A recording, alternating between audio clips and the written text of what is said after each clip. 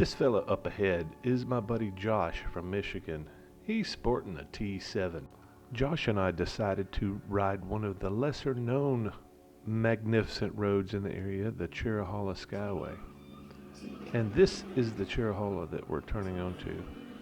I'm not sure why it's one of the more lesser known roads in the area. Everybody thinks of the Tail of the Dragon as the most magnificent road, the end-all be-all to roads in the southeast.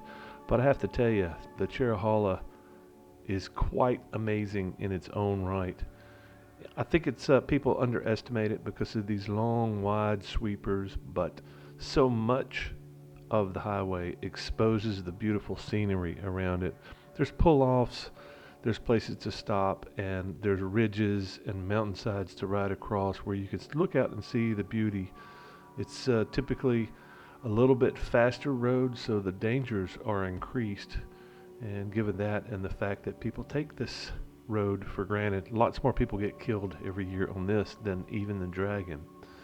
But I always enjoy my rides across Cherokee and always am shocked when somebody's talking about the Dragon and I start talking about the Cherokee and they go, huh? What? And, you know, it's people are very narrowly focused and they forget about all these other amazing roads in the area. Tennessee, North Carolina, Georgia, all this region is just packed full of amazing roads. And this one has almost no intersections on it. The biggest troubles you get into are the surprising corners. As you can see, they're very well marked like a racetrack, hoping to slow some people down before they get into the most dangerous corners. And you can see this reflective strip on the side of the rail. Despite all this, people still get into trouble. And there's pullouts, you know, people coming and going out of these pullouts like you see here in these blind corners, especially when people are doing ridiculous speeds, kind of like approaching what we're doing here.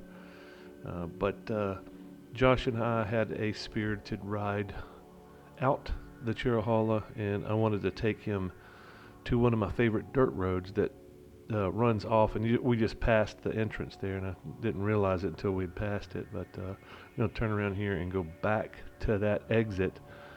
One of, I don't know, 3 or 4 on the Cherokee. There's not very many exits on this road, but this road will take you down to the Bald River on a dirt road, which is almost as nice.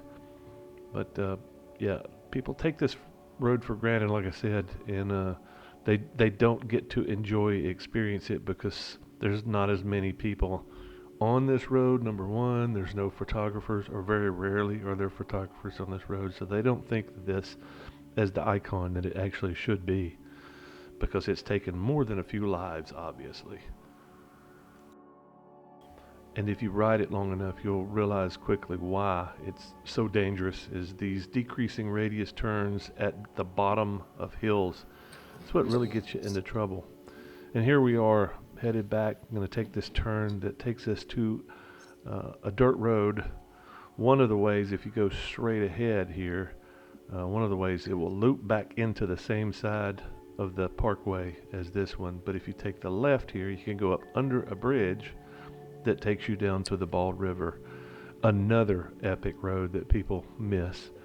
Bald River Falls is something that many people stumble into. They don't even know it's there. Unfortunately, this trip they're doing repairs to the bridge right next to the falls, so we didn't actually get to go see that.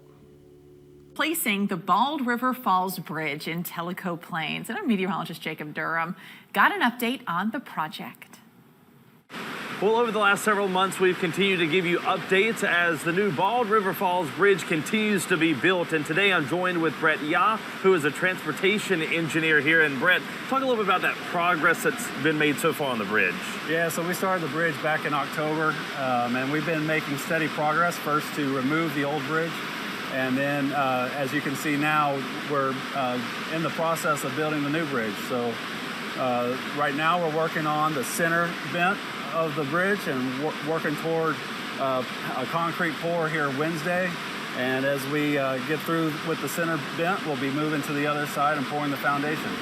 And that is the Cherokee Skyway bridge that we're passing under here. And I've spent many years traveling down across the Cherokee and noticed this road, but I only investigated it one time, and obviously I was on the right bike. They had just dumped a big pile of gravel, fresh gravel on the road, and it was pretty deep, and I was on the wrong bike. So I didn't go any further, but a year or two later, I was back on a dual sport, and I rode all around these hills, and it was just fantastic. I didn't know this stuff was right here. And these roads go forever through the Cherokee National Forest. And you could see a lot more without the trees, or without the leaves on the trees. And it gives a little bit more of a deeper impression on how massive these mountains are in these valleys. And you could see making a mistake here at 40 miles an hour would it would take a lot to get your bike off the side of this cliff face here. If you live through it, recovering your bike might be a bit of an obstacle. But I was really impressed at how well kept this road was. It's fairly well traveled, and I'm guessing much more well traveled nowadays, that the bridge is under construction and you can't even get to the falls. And this is the only way, well, one of the only ways in to this section of the Bald River that we're coming up on. You might recall the Bald River as the first location of the first motorcycle camp and cook rally back in 2022. Very cool spot, very cool river, and yet another cool paved road that is closed to the general public. But Josh and I had a great time riding down this section of dirt road through the forest to get to the Bald River.